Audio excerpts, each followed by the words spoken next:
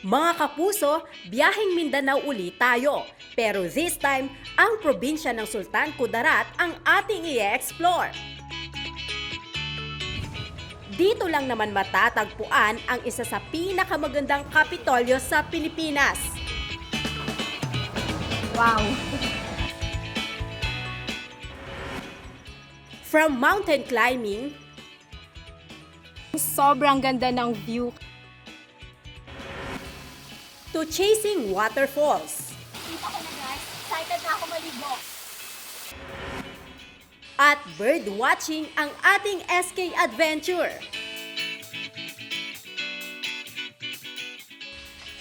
Yun! Siyempre, hindi mawawala ang food trip. Grabe, ang sarap.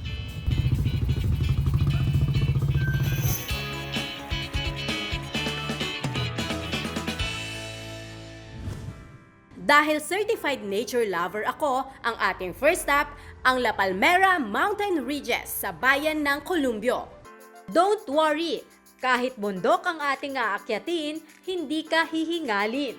Bago marating ang mountain ridges, madadaanan muna natin ang malawak na palm plantation. Sulit na ang 100 pesos na entrance fee sa ganda ng tanawin.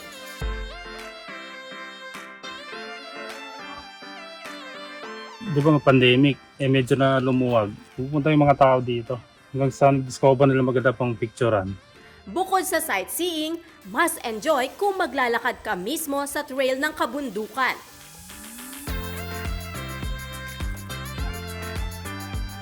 Alam niyo ba na ang Sultan Kudarat ang isa sa may pinakamalawak na palm tree plantation sa Pilipinas? At dito nagmula ang pangalan na La Palmera Mountain Ridges.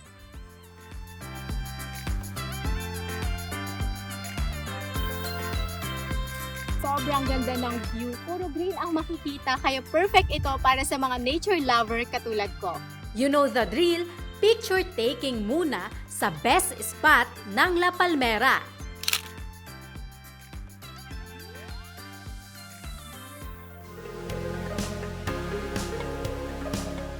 Sa ganda ng La Palmera, hindi na katakataka kung bakit ito ang favorite destination ng mga turista. Tulad ng magbabarkadang ito na galing pa sa Manila. Actually, this is our first time to visit the place. So beautiful, very relaxing at hindi po siya yung lugar na makikita natin sa araw-araw natin na pamumuhay. Napakaganda po. Tsaka kakaiba po yung ridges dito. So, very green, tsaka malamig yung hangin. So, very fresh po yung dito, environment. Kung gusto mong masulit ang peaceful environment, pwede ring mag-overnight. Ang accommodation dito nasa 1,200 pesos hanggang 1,500 pesos per night.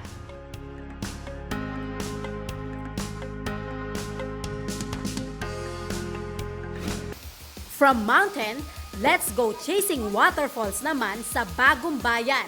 Maswerte tayo dahil isa tayo sa mga unang turista na bibisita sa bagong diskobreng talon na matatagpuan sa isang malawak na family farm.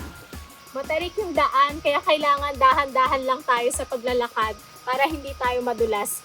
Ang talon may taas na 60 feet at napalilibutan ng iba't ibang klase ng puno.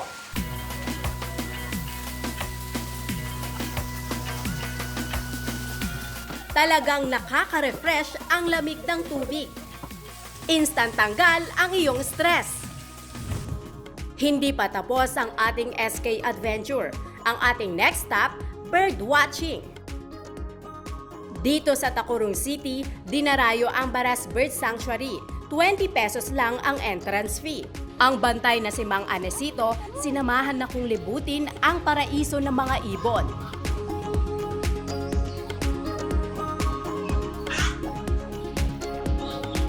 Ang pagkakas ni Ma'am dati, kuha sa paminta na ang tanan sa Sigilan. Block Paper Farm. In 1969, inistaran isang kuhan, isang black crown na itiron, apat na nakabilog. Basta lang gagwa pagkahapon, pagkagabalik.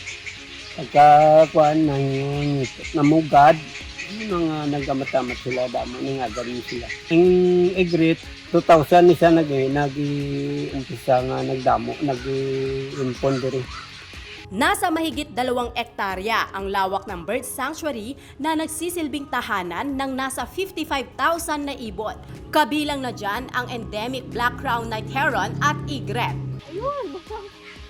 Sir, anong klaseng ibon yung nakikita natin ngayon? Yung puti? Ano siya, great. Egret yan. Wow, ang dami nila, oh. Great nga 3 feet. Ang lalawigan ng Sultan Kudarat ay dating parte ng Autonomous Region in Muslim Mindanao na ngayon isa ng Bangsamoro o BARM. Taong 1995 nang ilipat ang probinsya sa Region 12 o Soc Sargent. Mayroon itong 11 munisipalidad at isang lungsod. At para mas lalo kong maintindihan ang kanilang kasaysayan, binisita ko ang kanilang kapitolyo na matatagpuan sa bayan ng Isulat. Take note, ito lang naman ang isa sa pinakamagandang kapitolyo sa bansa, inspired by Islamic architecture. Sa harap nito, matatagpuan ang statue ni Sultan Muhammad Dipatuan Kudarat kung saan ipinangalan ang probinsya. Isa siyang Muslim leader na namuno sa Sultanate of Maguindanao sa loob ng mahigit 5 dekada mula 1619 hanggang 1671. January 13, 1975, idineklara siya bilang isa sa ating mga national hero dahil sa kanyang angking galing at tapang bilang leader. Matagumpay niyang naitaboy noon ang puwersa ng mga Kastila sa pagpasok sa rehiyon ng Cotabato.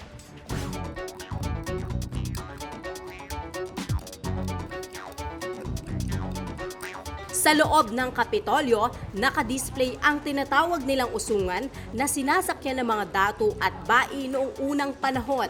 Ito rin ang sinasakyan ng mga bride at groom sa kasal, simbolo na nagmula sila sa maharlikang pamilya.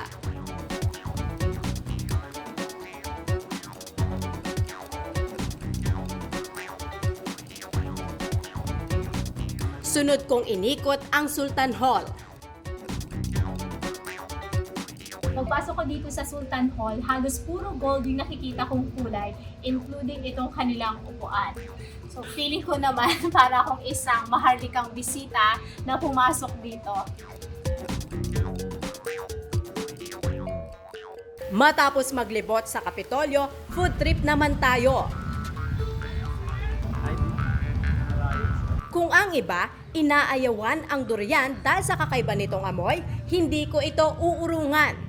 Ang presyo ng durian dito, nasa 100 pesos per kilo. Ito na ang Golden Puyat, ang pinakamasarap daw na variety ng durian. Bubuksan na natin! Wow! Ang laki ng laman.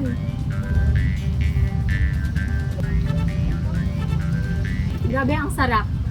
Ang sarap nitong Golden Puyat. Ang creamy nitong laman. Ang sarap. Promise.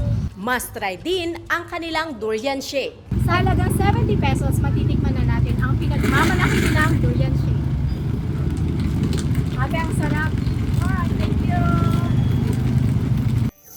Ang probinsya ng Sultan Kudarat hango sa pangalan ng isa sa ating mga bayani. Hindi lang ito isang magandang pasyalan dahil may mahalaga rin itong papel sa ating kasaysayan. Mula rito sa Sultan Kudarat, ako si Lilian Tiburcio para sa DigiDocu ng GMA Integrated News.